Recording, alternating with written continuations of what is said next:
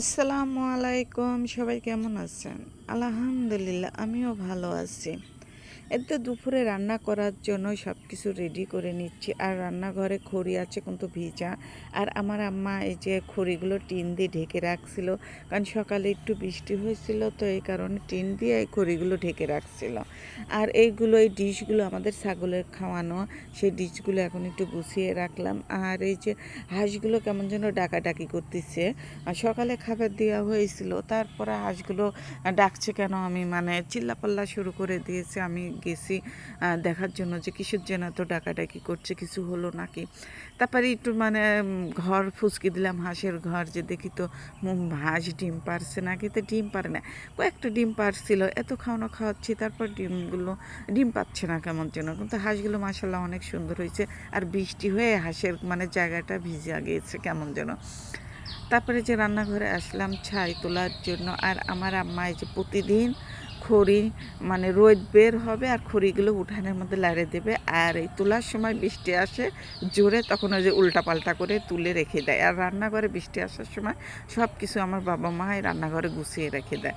আমি মানে এই রান্নাঘরটা ঠিক করে রাখতেই পারি না আমার বাবা মার জন্য, মানে তাড়াহুড়া করে সব কিছু তুলে রাখি। তো আমার রান্নাঘরটা এমনি ছোটো ভাঙা রান্নাঘর, তারপরে আমার রান্নাঘরটা আমার আব্বা আম্মার জন্য গুছানো যায় না, সব কিছু মানে রান্নাঘরেই তুলে রাখে। এই যে খড়িগুলো কীভাবে রেখে দিয়েছে দেখেন তো।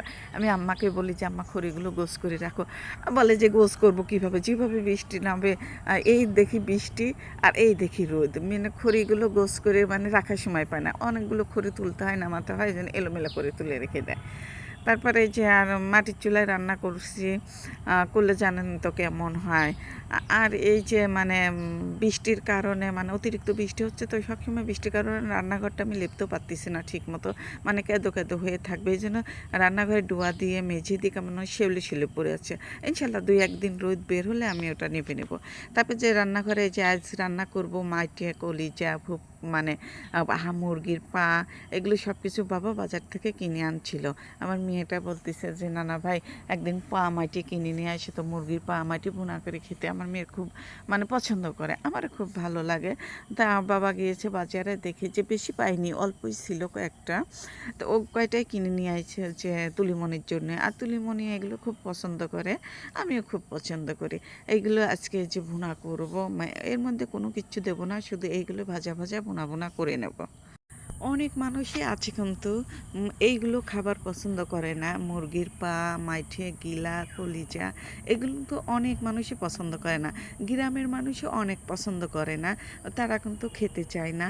আর এইগুলো আমরা মাঝে মাঝে কিনে নিয়ে এসে খাই, আমাদের কাছে এত পছন্দ, মানে খেতে অনেক ভালো লাগে। আমাদের বাড়ির সবাই খায়, মা বাবা ভাই বোন, মানে আমার ছেলে মেয়েগুলো সবাই এগুলো খায়, আমরা সবাই পছন্দ করি এগুলো। এইগুলো রান্না করার জন্য আমি সম্পূর্ণ ময় মশলা দিয়েছি, মাংস রান্না করতে যা যা ময় মশলা লাগে সব দিয়ে দিয়েছি। পেঁয়াজ, কাঁচামরিচ, ধনের গুঁড়া, মরিচের গুঁড়া, হলুদের গুঁড়া, লবণ, জিরের গুঁড়া, গরম মশলা, তেজপাতা, তেল, সম্পূর্ণ ময় মশলা দিয়ে এই যে পা মাথা গিলে এগুলো আমি ভালোভাবে কষিয়ে নিচ্ছি। আর বেশি ঝোল করব না, তো মানে ভাজা ভাজা করব। আর এই তো আমার মানে কষানো হয়ে গেছে, পানি দিয়েছি, অল্প পানি দিয়েছি যাতে মাংস মানে কষাতেই সেদ্ধ হয়ে গেছে। অল্প একটু পানি দিয়ে যে কষা কষা এই যে আমি এখন ভাজা ভাজা করে নিয়েছি, আমার রান্না করা হয়ে গেছে। আর এই ভিডিওটা ছিল শুক্রবারের দিন, শুক্রবারে যে বাবা মসজিদে গিয়েছিল আর মসজিদে সিন্নি দিয়েছে, এখানে খিচুড়ি রান্না করে দিয়েছে। মাশাল্লাহ খিচুড়িটা অনেক সুন্দর হয়েছিল খেতে, কিন্তু একটু হলুদ কম হয়েছিল, তাতে সমস্যা না। এই যে আমাদের ভর্তা, প্রতিদিন ভর্তা খেতে হবে। আর তুলিমণির এই যে পা মাথা গিলা ভুনা, আর আমাদের জন্য যে ভর্তা আর এই যে খিচুড়ি।